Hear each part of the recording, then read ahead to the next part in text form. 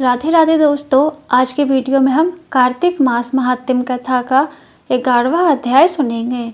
एक बार सागर पुत्र जलंधर अपनी पत्नी वृंदा सहित असुरों से सम्मानित हुआ सभा में बैठा था।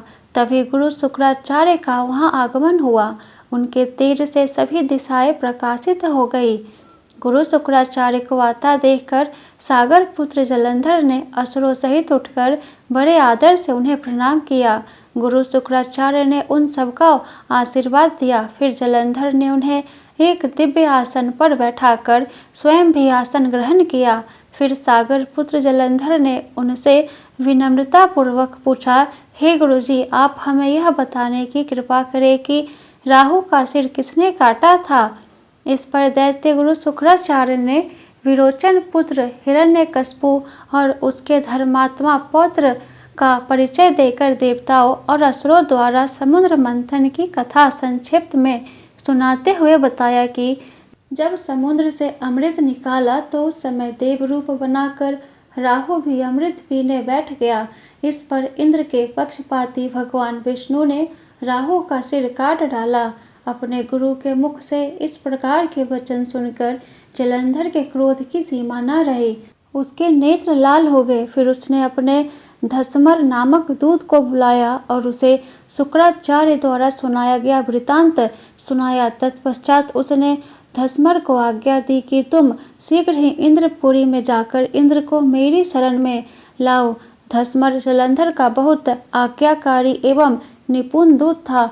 वह जल्द ही इंद्र की सुधर्मा नामक सभा में जा पहुंचा और जलंधर के शब्दों में इंद्र से बोला, हे देवता धाम, तुमने समुद्र का मंथन क्यों किया और मेरे पिता के समस्त रत्नों को क्यों ले लिया। ऐसा करके तुमने अच्छा नहीं किया। यदि तू अपना भला चाहता है तो उन सब रत्नों एवं देवताओं सहित मेरी शरण में आ जा, अन्यथा मैं तेरे राज्य का ध्वंस कर दूंगा। इसमें कुछ भी मिथ्या नहीं है। इंद्र बहुत विस्मित हुआ और कहने लगा, पहले मेरे भय से सागर ने सब पर्वतों को अपनी कुक्षी में क्यों स्थान दिया और उसने मेरे शत्रु दैत्यों की क्यों रक्षा की।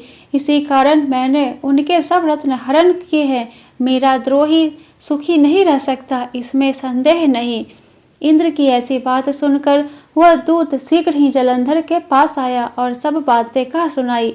उसे सुनते ही वह दैत्य मारे क्रोध के अपने ओठ फड़फड़ाने लगा और देवताओं पर विजय प्राप्त करने के लिए उसने उद्योग आरंभ किया। फिर तो सब दिशाओं पाताल से करोड़ों करोड़ों दैत्य उसके पास आने लगे। शुंभ निशुंभ आदि करोड़ों सेनापतियों के साथ जलंधर इंद्र से युद्ध करने लगा। शीघ्र ही इंद्र ने नंदन वन में उसने अपनी सेना उतार दी। वीरों की शंख ध्वनि और गर्जना से इंद्रपुरी गूंज उठी। अमरावती छोड़ देवता उससे युद्ध करने चले। भयानक मार काट हुई। असुरों के गुरु आचार्य शुक्र अपनी मृत संजीवनी विद्या से और देव गुरु बृहस्पति द्रोणागिरी से औषधि लाकर जिलाते रहे। इस पर जलंधर ने क्रुद्ध होकर कहा कि मेरे हाथ से मरे हुए देवता जी कैसे जाते हैं।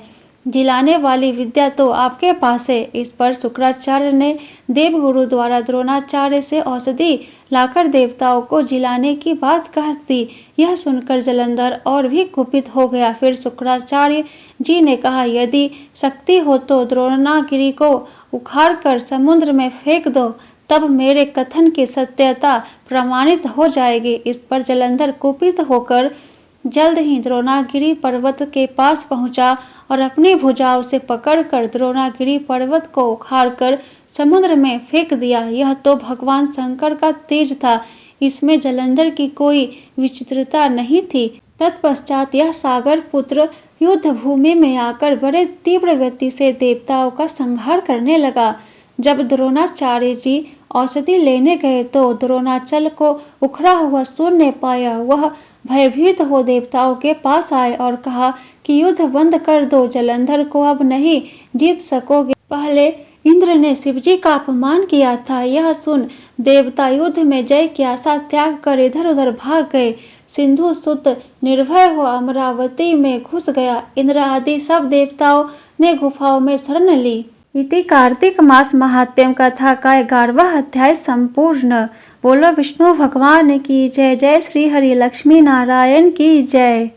वीडियो पसंद आया हो तो वीडियो को लाइक कर दे और आगे का अध्याय सुनने के लिए चैनल को सब्सक्राइब करके बेल आइकन को ऑन कर ले, जिससे मेरी अगली आने वाली वीडियो की नोटिफिकेशन सबसे पहले आपको मिले। तो फिर मिलती हूँ आपसे नेक्स्ट वीडियो में। जय श्री कृष्णा, राधे राधे।